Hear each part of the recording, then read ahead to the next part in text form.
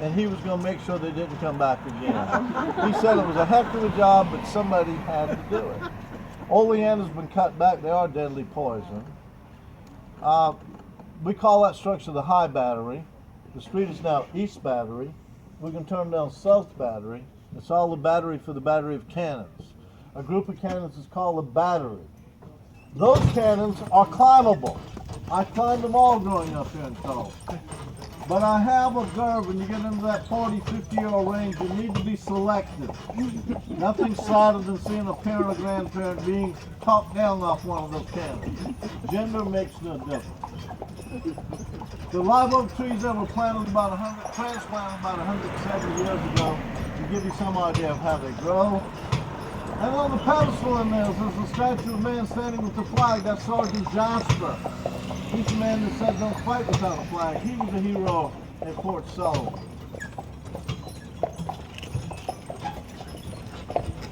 If you were here in the recent past, well, let's say within the last 5 years, this white building up there was in a state of constant disrepair. It was damaged by Hurricane Hugo, and they never got around to fixing it up. Somebody bought it a few years ago, and look at it now. I don't think it was originally built as a private residence in the 1880s. Back then they had a financial setback and had to turn it into a hotel.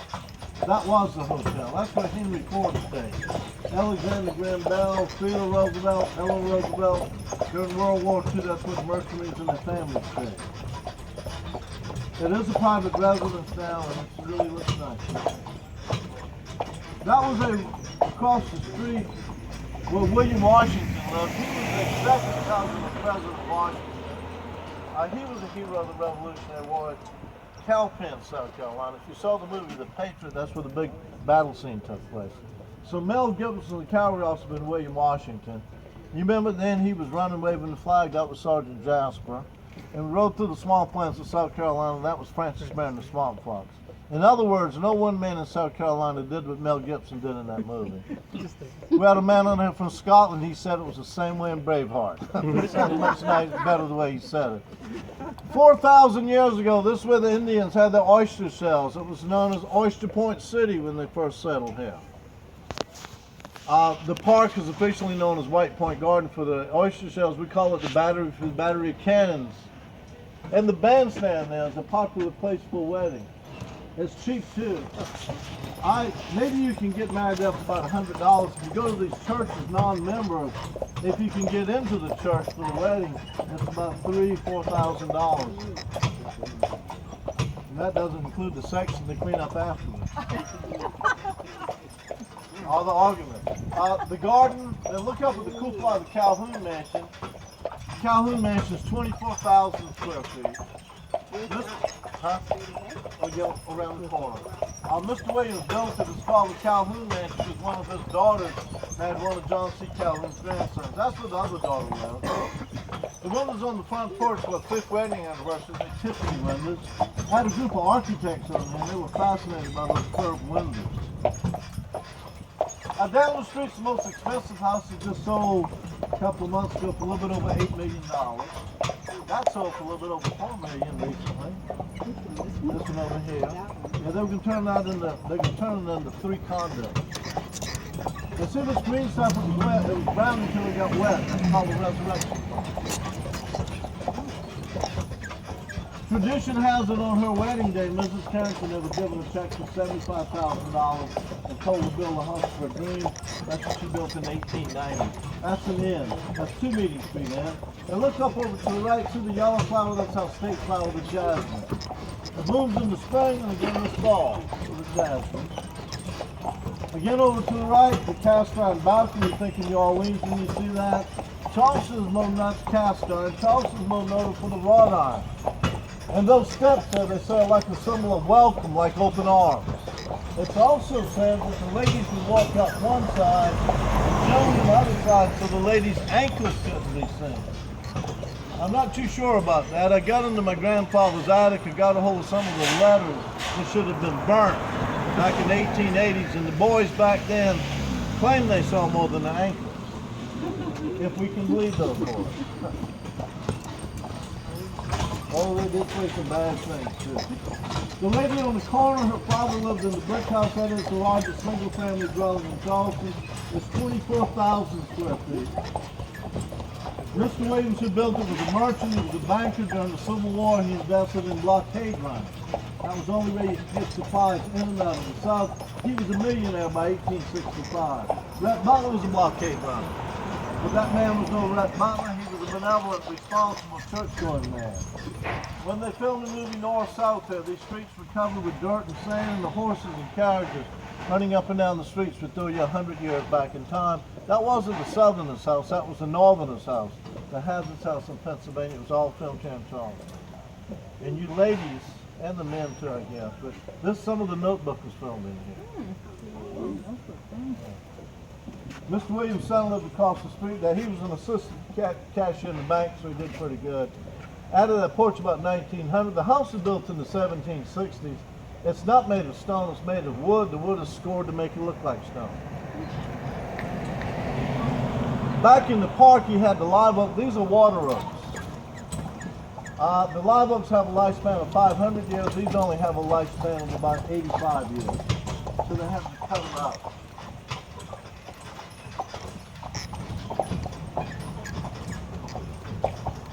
Now look inside there. It's open for tours. The Calhoun Mansion. It's called the Calhoun Mansion because one of Mr. Williams' daughters married one of John C. Calhoun's men. Calhoun was twice the vice president. The brick house up is where Thomas Haver lived. He signed the Declaration of Independence.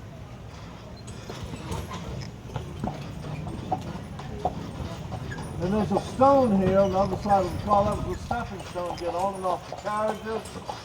The foot scrapes, the mules back then didn't wear diapers.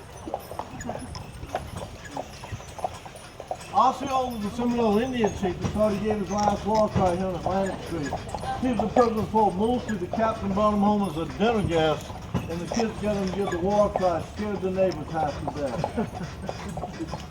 The harbor's out there. The Ashley River, the Cooper River come together to form Charleston Harbor. Some of these Charlestonians will tell you the two rivers come together to form the Atlantic Ocean.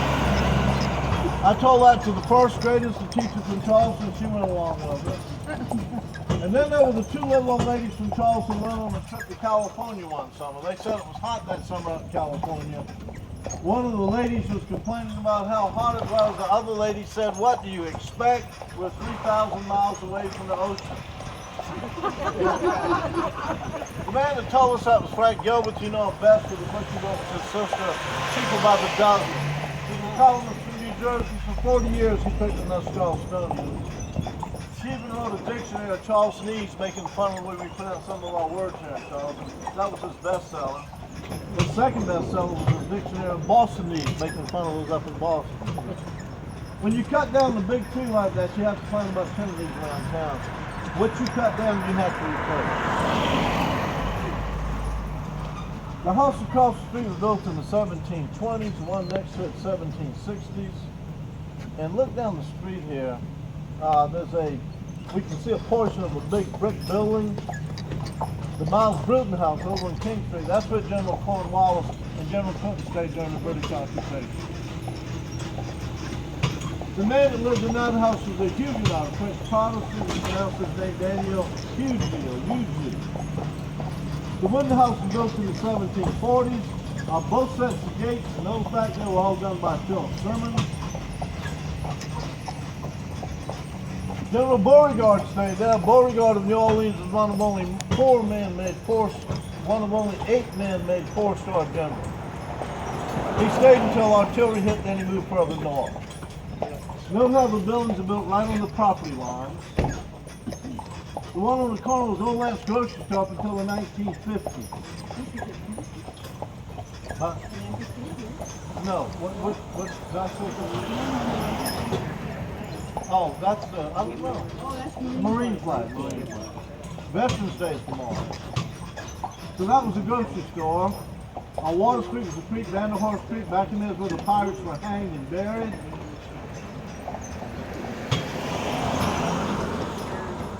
And our work over there was done by Philip Simmons.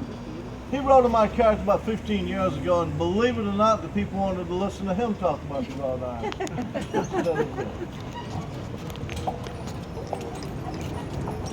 And look at that creeping thick vine, how they keep it trimmed there. See, if you really keep it trimmed, they let it grow out a little bit, but it's usually just keep small leaves. Over to the right is the school K-12, the church is on Church Street. This First Baptist in Charelston, they came from Maine in the 1680s seeking that religious tolerance. Nathaniel Russell came from Rhode Island seeking his fortune, made it, built that house there in 1808. When I told the sisters that had been a convent, you could see that gleam in their eyes like they could just imagine living there a few years. That was a convent back in 1880. That's one of our carriage drivers. Isn't he driving like an idiot? He's a teacher at the school here. You should know better.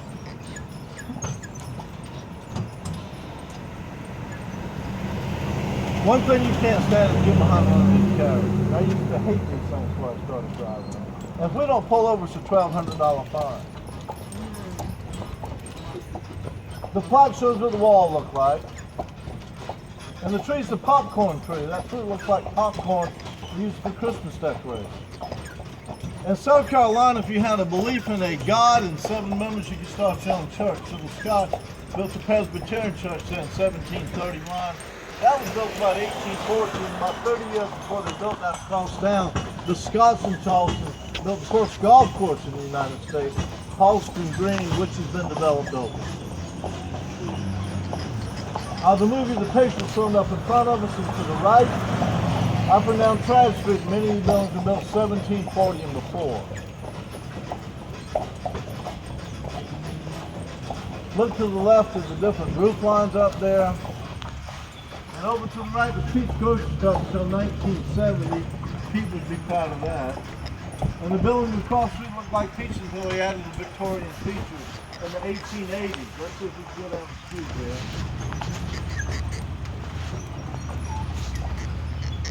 Construction going on earlier.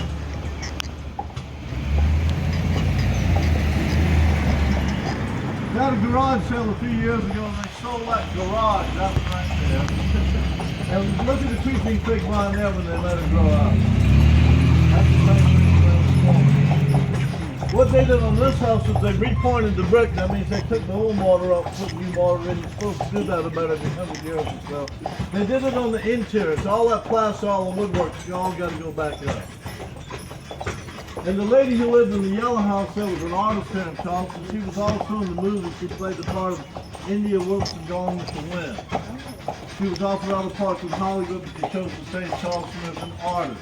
A double tenement, 2-room unit, built in the 1730s. The balcony, that's where the postmaster lived, so that's where the post office was. Alfred Huddy was an artist from Woodstock, New York. He came to Charleston in the 1930s, interviewed for a job at the Gibbs Art Gallery. When he got the job, he called his wife and told her to come to Charleston. Immediately, he found heaven. They lived in the brick house there, the studio, and a little kitchen house. Isn't that a nice way to hide your porta potties there? A little bit of class. Those kitchen houses were detached from the main house because of the heat and the fire hazard. On the plantations, they were pretty far off. That presented a problem for the servants. Carrying the food from the kitchen house to the main house. The problem was plantation dogs running marking, trying to get the food from them. So as they prepared their meals, they prepared a cornmeal batter which they fried. When the dogs came running barking, they would throw the batter to the dogs and say, hush puppy.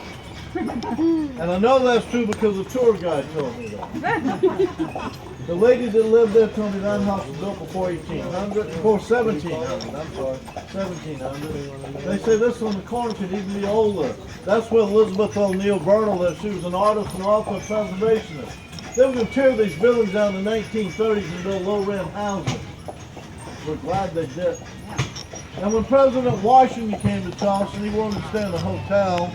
The city of Charleston didn't think there were any suitable hotels, so they put him up in the brick house, the Hayward Washington House. This is another rundown part of town. They used to sell vegetables out the windows that was known as Cabbage Row. DuBose Hayward lived across the street. He was fascinated by the man that had the goat cart, so he wrote the book Porgy. He got together with George and Ivan Gershwin on Folly Beach, and they wrote the opera Porgy and Bess. You've heard the song Summertime and Bess is my woman now. You want me to start singing?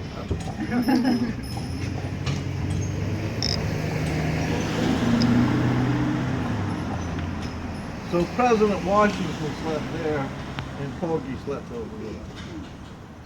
There had been a cotton press where they mined cotton. They tore the cotton press down. They had the land and they built those buildings around 1910. That was 1740s, 1800s, 1730, and 1760 on up the street here. Aren't these beautiful little homes?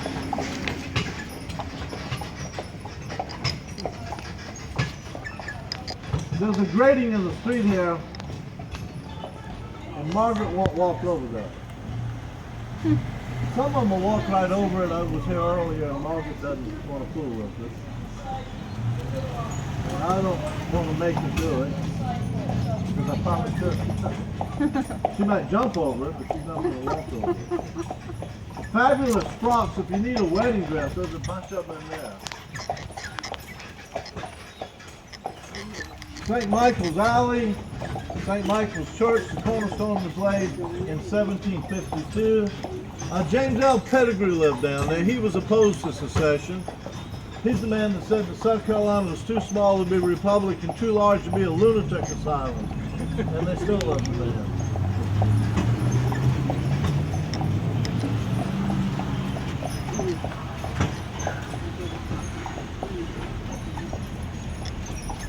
In 1883, there were 79 lawyers in Charleston. 73 of them had their office there on Broad Street. There were banks, real estate offices, insurance companies, and a haberdasher. Over to the right, the 1880s advertising for the hat shop. And you see just about every part of that man's body up there is made out of the hat. The eyes, the ears, the nose, and the feet. The haberdasher. Hup, get up here. Down the streets of Ripley called the Four Corners of Law, the church, the city hall, the county courthouse, and the federal courthouse. So it's the law of God, the city law, the state law, and the federal law. Only place like that in the United States. That's where the two drawbridges were coming into the walled city.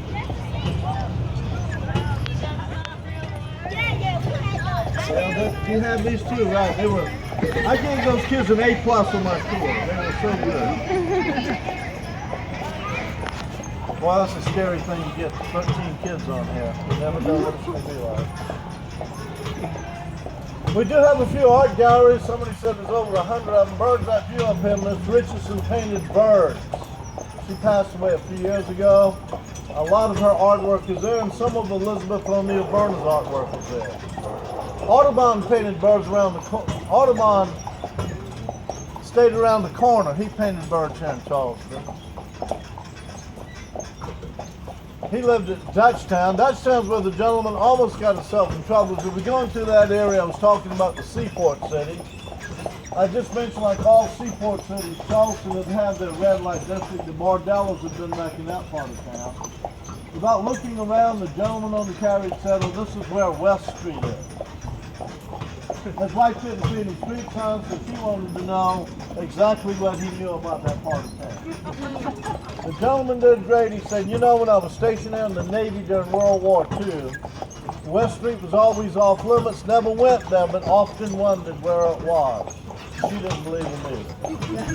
And over here is where the first permanent theater building was in the colonies, the Dock Street Theater. Remember, Queen Street used to be Dock Street. The Dock Street Theater burnt. On that site there was the Atlanta Hotel, and the Atlanta Hotel was in a state of disrepair as it became a WTA project. That was stimulus back then. And in the courtyard of the Atlanta Hotel, they built the reference to the original theater, the Dock Street Theater. It's open, and visitors are welcome. It's free.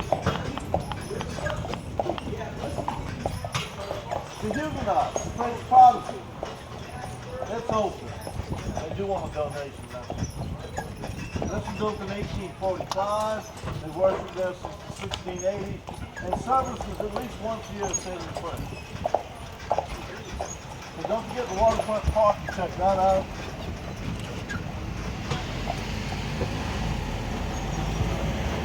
And the church there, when they rebuilt the church, they moved the columns back so the street could get through. city of Charelston gave those gates. The man in the church said they're pre-revolutionary war gates. We have the graveyard there, the cemetery across the street, so we do have a lot of ghosts here in Charelston. We have ghost tours and ghost walks. I tried to do the ghost tour and I just couldn't get into it, so they put me on the pub tour. My wife has put me back on the wagon, so no more pub tours. The original church, President Washington attended service. John Wesley, the founder of the Methodist Church, he preached there. John C. Calhoun, the vice president, right across the street. This is the high spot in the city. This is 12 feet above sea level. And we do have all those ghost tours. Some of them are really, one of the ghost tours actually has a picture of a ghost in the cemetery here. Well, the church doesn't like all the ghost tour stuff, so they put a sign up there a few years ago, and the sign reads, "The only ghost of St. Philip is the Holy Ghost." And the ghost tour people love that.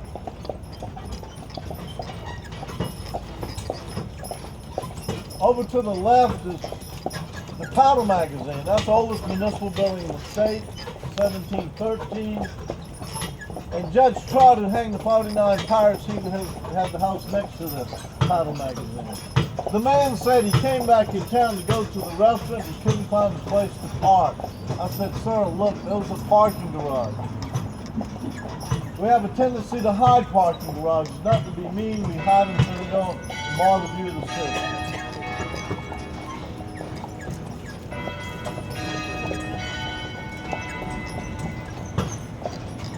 Bocce's was a fine Italian restaurant that closed. Tommy Tom's is an Irish pub, a seafood restaurant. Oh, you can imagine the celebration at St. Patrick's Day. 6 months later, they're known to gather and celebrate halfway to St. Patrick's Day celebration.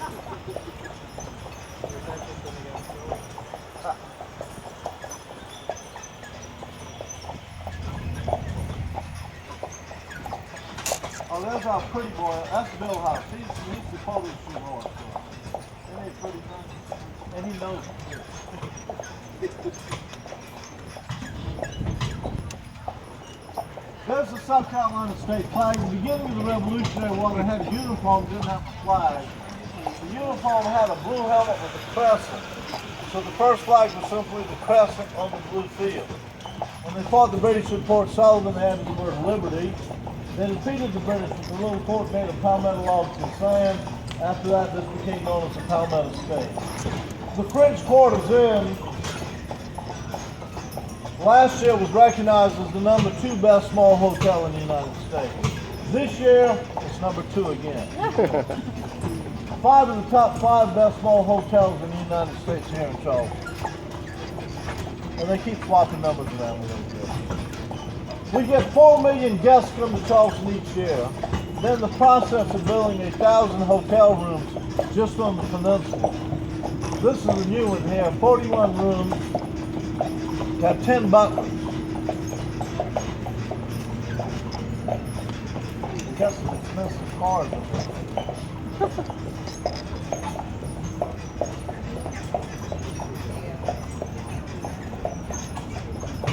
You see how the building's built right on the old property line. This is called a Spectator. It's named after that shoe. Remember the shoe popular in the 1920s? Black and I had to look it up in the Wikipedia. So the church is 12 feet above sea level. This is below sea level. When it rains, all that water comes down here, goes into the drain out into the harbor. With those big booms we've had close to us, we've had abnormally high tides, so the water would come back into the street. We can get up to 2 feet of water here. Other places flooded. I never drive through a flooded street in Charleston until I can figure out how deep the water is. There's an easy way to figure that out. You know, somebody always wants to go around you, let them go. It works every time.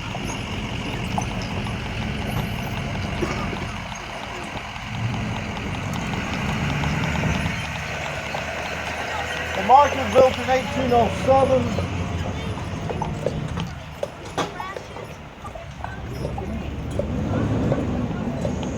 much abandoned by the 1950s. 1970s on the weekends, they had flea markets there.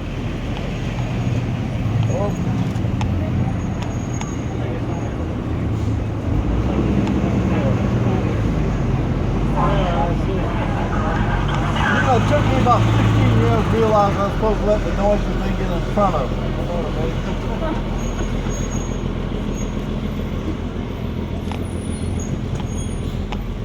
And until you ride on the carriage like this, you don't realize how noisy it is in the city, do you? You might hear somebody refer to this as an old slave market. Slaves were never sold in that market. The people that owned the land there were the Pinckney family. The Pinckneys were Methodists. They were officials in the Methodist Church. And like the founder of the Methodist Church, John Wesley, they were opposed to slavery.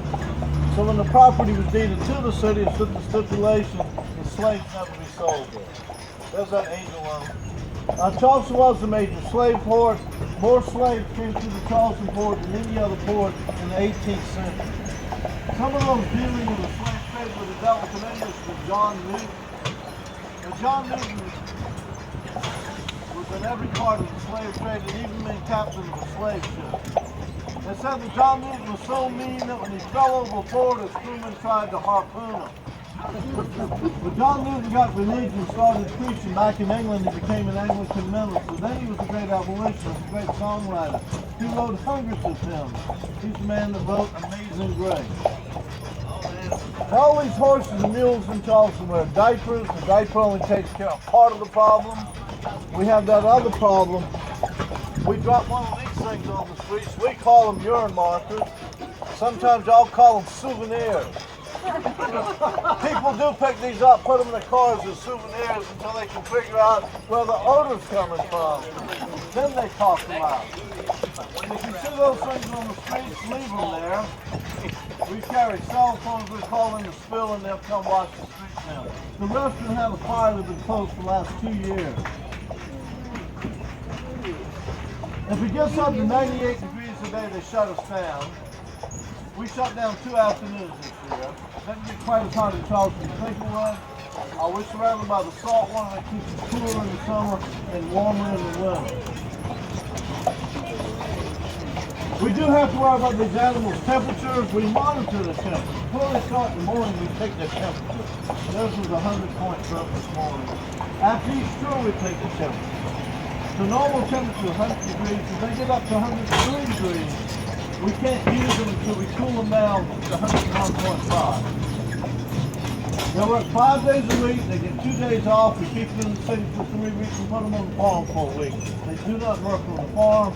And after each tour, they get at least a 15-minute break in front of a bucket of water. And you don't get what the neighbor looks at till you leave unfinished. The boss told me not to point that out. There's a law. Man, I'm coming through.